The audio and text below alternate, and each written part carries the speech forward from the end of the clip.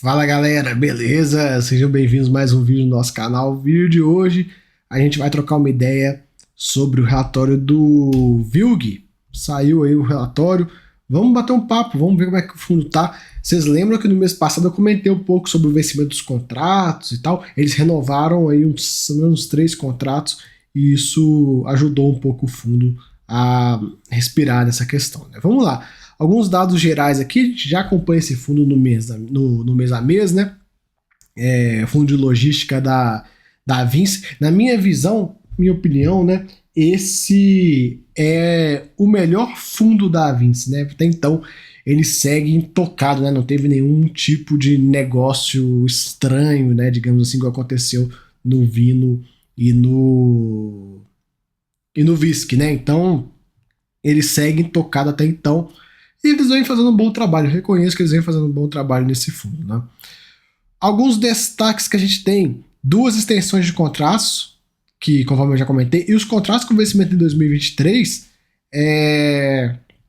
que estavam aí, conforme eu comentei no último vídeo, né? Falar, galera, vou ficar ligado nisso aí, 2023, 2022 e tal. Eles já reduziram, né? Ou já renovaram 26% dos contratos de 2023. Muito bom o fundo já trabalhando nessa renovação antes mesmo de virar o ano, né?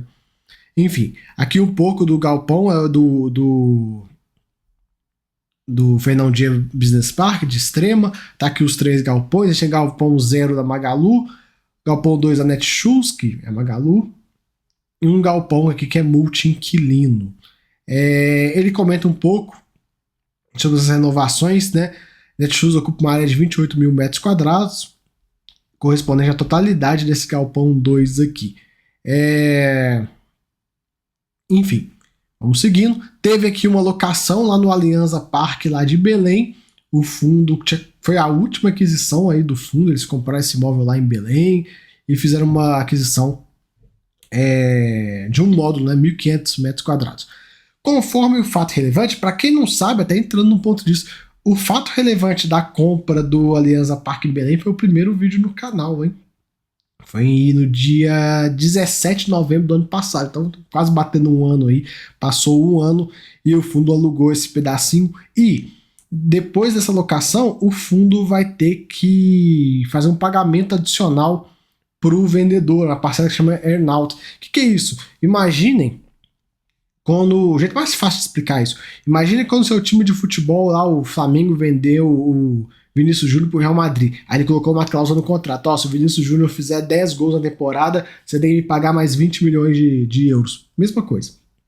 No caso, o imóvel atingiu aí algumas condicionais que foram acordadas no contrato lá atrás, e aí o vendedor falou: agora você tem que me pagar aqui uma graninha a mais porque o imóvel atingiu o que a gente tinha combinado. Basicamente isso. Temos também uma renovação com a Foxconn lá no Jundiaí Business Park. Um inquilino de 100% do ativo. Bom, né, renovarem, porque sempre o inquilino que é 100%, se ele sai fora, a vacância já dá aquela estourada para cima, né? Tanto nesse quanto no outro, que pouco renovaram, né? E aí ele coloca: com as renovações do mês de setembro, o fundo reduziu em 26% dos vencimentos de contrato para o ano de 2023. Em agosto, 31% da receita bruta do fundo era dívida de contratos cujos de vencimentos ocorriam em 2023. Agora, em setembro, esse percentual passa para 23%. Cara, reduziram de uma maneira bem interessante. Muito bom esse movimento, a gestão se antecipando e ainda conseguindo fazer isso antes das eleições. A gente sabe, né, que o Brasil ele para antes de eleição e antes de carnaval. Então, conseguir fazer isso antes já dá uma segurança para o seu cotista para o próximo ano. Já aqui no Castelo 57, que é um projeto de desenvolvimento que eles estão fazendo, a obra já está na finaleira, a gente consegue ver aqui, e a construtora passou uma nova previsão de entrega, vai ser lá entre janeiro e fevereiro do ano que vem. Então a gente vai acompanhando, já está bem nos finalmente mesmo, então é só aguardar. Seguindo aqui, DRE do fundo, tivemos um resultado de imóvel de 87 centavos, um resultado financeiro negativo de 3 centavos. O caixa e fundos imobiliários que ele tem e tal, renderam 3 centavos, e as despesas financeiras, que são as alavancagem, consumiram 6 centavos.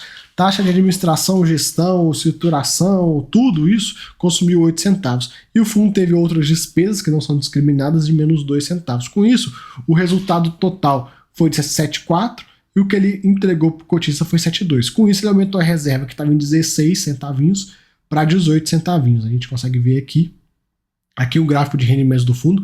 Olha só como é que veio aumentando, né? De um ano para cá, saiu de 64 e está em 72, bem interessante. A gestão tem um guidance aqui para a gente entre 73 centavos e 70 centavos aí até o final desse ano. Vamos ver por ano que vem para onde é que vai essa renda. Seguindo, rentabilidade não tem muito o que falar, é um fundo praticamente 4 anos aí, então acaba que não tem muito histórico, um longo histórico assim pra gente falar, né? Enfim. Fundo com seus 153 mil cotistas, uma base bem forte, né? E uma liquidez de 2 milhões e 400 mil aí por dia, né? Uma liquidez está muito boa. Aqui um pouco da carteira dele, a gente tem aí um fundo com patrimônio líquido de 1,7 bi, sendo 1,9 bi em imóveis, 73 milhões em aplicações financeiras, aqui, que é caixa, fundos imobiliários que eu sei que ele tem. A gente tem as alavancagens aqui que o fundo tem 268 milhões de reais, outras despesas, isso faz um patrimônio líquido de 1,7 bi. Hoje o fundo está aí com uma alavancagem pouca coisa maior que 10%, tá mais ou menos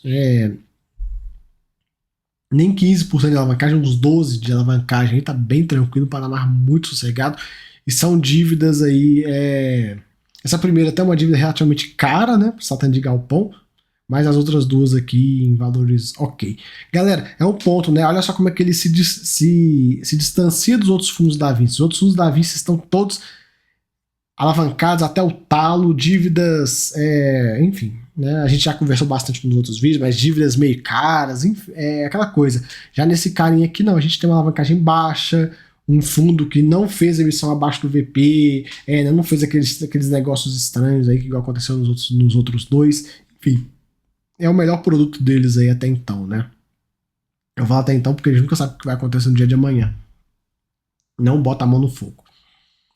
Aqui um pouco da receita mensal do aluguel do fundo, rolando em R$23, a média do mercado está em 22,3, está bem ligeiramente acima. Taxa de ocupação do fundo muito boa, né? Um fundo que é praticamente sem vacância, e isso se dá muito pela localização dos imóveis dele, são bons imóveis, boa localização, já fiz vídeo aqui mostrando para vocês. Inadimplência, galera, normal, sobe, desce e tal, nada de se preocupar aqui. São 16 imóveis em 7 estados, 600 mil metros quadrados de ABL. Cara, 600 mil metros quadrados de ABL, isso aqui, para vocês terem ideia, dá um pouco mais que meio HGLG. Eu gosto de usar o HGLG de exemplo, que é o grande fundo que a gente tem, mas dá um pouquinho mais que a metade.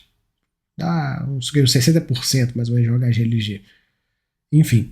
Bons locatários, a gente tem altíssimos níveis, né? Mercado Livre, DHL, enfim, Netshoes, Ambev, Whirlpool, Fenza, Coca-Cola, né? Inquilino de nível legal.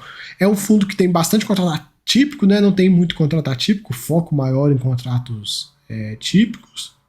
E os setores aqui, um foco maior em e-commerce. Aqui a localização de cada um deles, cada um dos imóveis, né? Para o estado. Questão dos vencimentos, conforme eu tinha combinado com vocês, né, de 22 e 23 eles já reduziram, isso é bom.